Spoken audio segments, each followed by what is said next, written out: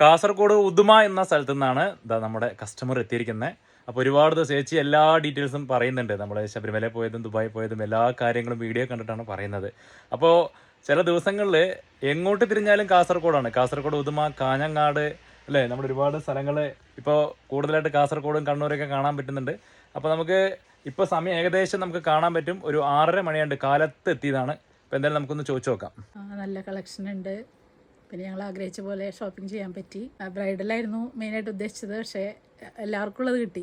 എല്ലാവർക്കും ഉള്ളത് കിട്ടി. കിട്ടാതായിട്ടൊന്നുമില്ല. ഇല്ല, ഓൾമോസ്റ്റ് എന്ന് പറയാം ഫുള്ളനെ കിട്ടി. വെഡിങ് സാരി ഒക്കെ കിട്ടിയത്. അപ്പോൾ കാസർഗോഡ് നിന്ന് വരുമ്പോൾ ഇവിടെ എല്ലാം കിട്ടുന്നുള്ള ഉറപ്പിലാണോ വന്നത് നിങ്ങൾ? ഏകദേശം ഉറപ്പിലാണ് വന്നത് അല്ലേ? കാരണം കാസർഗോഡ് നിന്ന് ഒരുപാട് പേര് പേടിയുണ്ട് ചെറുതായിട്ട്. കാരണം ഇത്രയും ദൂരം വന്നിട്ട് മടങ്ങി പോകുന്നത് എല്ലാവർക്കും ഒരു വിഷമമുള്ള കാര്യമല്ലേ? അപ്പോൾ വന്നാൽ ധൈര്യമായിട്ട് കൊണ്ടുപോകാൻ പറ്റുമോ? ഫെയർ റേറ്റിൽ നമുക്ക് ഫുൾ പാക്കേജ്. അങ്ങനെ ഞങ്ങളാണ് ഇങ്ങനെ ഒരു ഐഡിയ കൊടുത്തത്. അപ്പോൾ ഞങ്ങൾക്കും പേടിയുണ്ടായിരുന്നു, ഇൻ കേസ് അവർക്ക് കിട്ടിയില്ലെങ്കിൽ ഞങ്ങൾക്ക് ഒരു വിഷമമല്ലോ.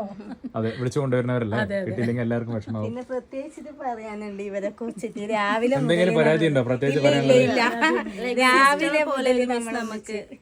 രാവിലെ മുതൽ ഈ നേരം വരെ നിൽക്കുന്നുണ്ട്. എല്ലാം എടുത്ത് കാണിക്കാൻ ഒരു മടിയും കൂടാണ്ട് ഓടി നടന്ന എല്ലാം കാണിച്ചല്ലേ? ഒരു പരാതി ഇല്ല. ഇല്ല, ഒരു പരാതിയും ഇല്ല. ഇപ്പൊ നമ്മളടുത്ത് പറഞ്ഞത് നിങ്ങളെ വിട്ടതിന് ശേഷമേ നമ്മള് പോകുന്നില്ലൂന്ന്. വീട്ടിൽ ചെറിയ കുഞ്ഞു മക്കളുണ്ട്, എങ്കിലും അങ്ങനെ പോകുന്നു. രാവിലെ മുതൽ ഇതേ ചിരിച്ച മുഖം തന്നെ അല്ലേ? ഓക്കെ, സന്തോഷം ചേച്ചി. അപ്പൊ എന്തായാലും എപ്പോഴാ വെഡിങ്?